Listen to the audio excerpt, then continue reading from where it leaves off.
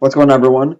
It's been a while since I've uploaded. I want to make this quick video at the beginning of the current video that you're watching because I wanted to say I'm not gone. I'm still uploading a lot. I've just had a lot of things happening in life, like covering events and other projects, and just in general, I wanted to not be too burnt out because I've been trying to upload consistently every week for a while. So just took a little bit of a break, but yeah, I'm going to be uploading as much as I can. But yeah, just if I am gone, don't fret. I will come back unless I actually say I'm not coming back, which is highly unlikely. But yeah, hope you enjoy the video. Just want to let you know there will be more uploads. Especially there will be more shorts and TikToks and stuff. I've just been kind of loafing on that a little bit. But yeah, there will be long form, there will be short forms. So keep up to date with me on my social media because either it'll be on YouTube, there'll be TikTok or Instagram. You'll have content somewhere or another. I really hope you enjoyed, got some value, and let's go and watch the video. Thanks. Bye. I recently saw another creator's video on how they would spend $500 to get the photography business started. So I thought that'd be kind of fun to throw my own opinion into it and to create my own version of the video. So jumping right into it, first off, I would definitely go and get the best camera and the best lens that you can for whatever you're trying to get into. So what I mean by that is if you're trying to go into something like wildlife, then you might want to get a longer range lens. If you're trying to get something that is for events, then you might want to get something that's a good middle ground, like the 24-70. Or you might want to get something where it's good all around and you might want to have that versatility, which is like the 24-105. Your variations will change and it'll depend on what you want to buy.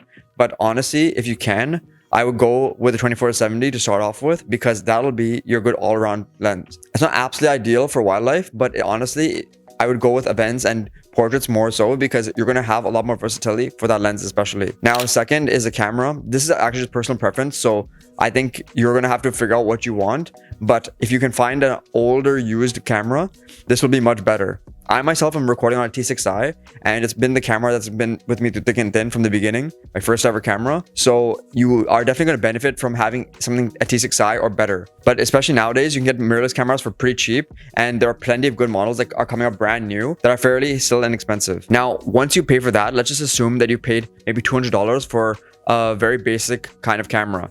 Now, next up, I would spend a little bit more on a website. And what I mean by is you're actually going to go design it because you're going to save costs there. Because if you learn about it, you'll actually know how to code a website. You'll actually know how to like make it proper and have all the thinking behind it. So like the fonts, the colors, etc.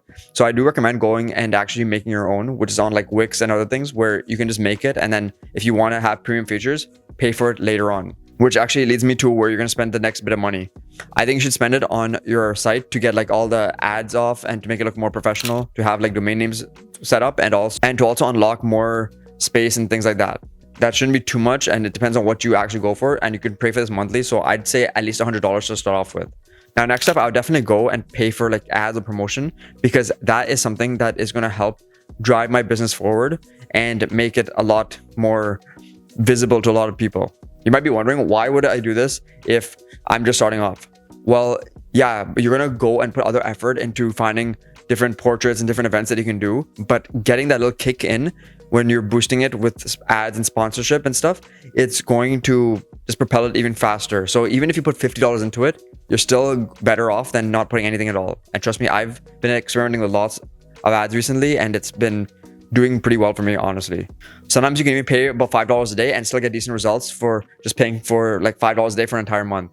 So let's just say, for example, we spent about 50 bucks. So that's going to bring us about to 350. Now, next up, especially for photography, I definitely go and recommend buying a type of flash. Don't get the most expensive one. Don't get the one that's like really advanced. Just get something that's basic to work with right now and just get something that will work for what you need it to. And honestly, for portraits and events, you don't need much more. So let's just say another $50 for a good flash because that's roughly what mine cost when I first got it. There's much more better ones now probably. And let's throw another 50 in just for like the modifiers and different things you might need. Should be fairly easy to find, like especially like things like the Magmod kind of thing or like diffusers like the one I'm using here on my recording. Just different things like that should be a lot easier to find and you'll find things that will enhance your work way more. So that brings us about to $400 if I'm not mistaken.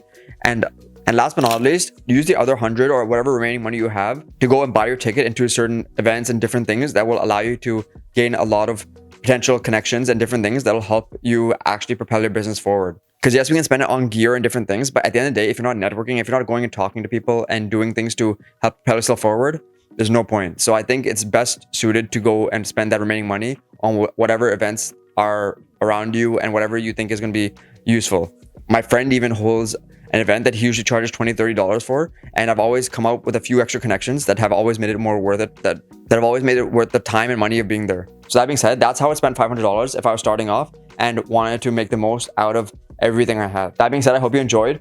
Be sure to check out this video over here or check out the channel right over here. If you want to hit me up on social media, it's going to be somewhere on screen, and you can let me know in the comments down below. Thank you so much for watching. Hope to see you next video. Peace.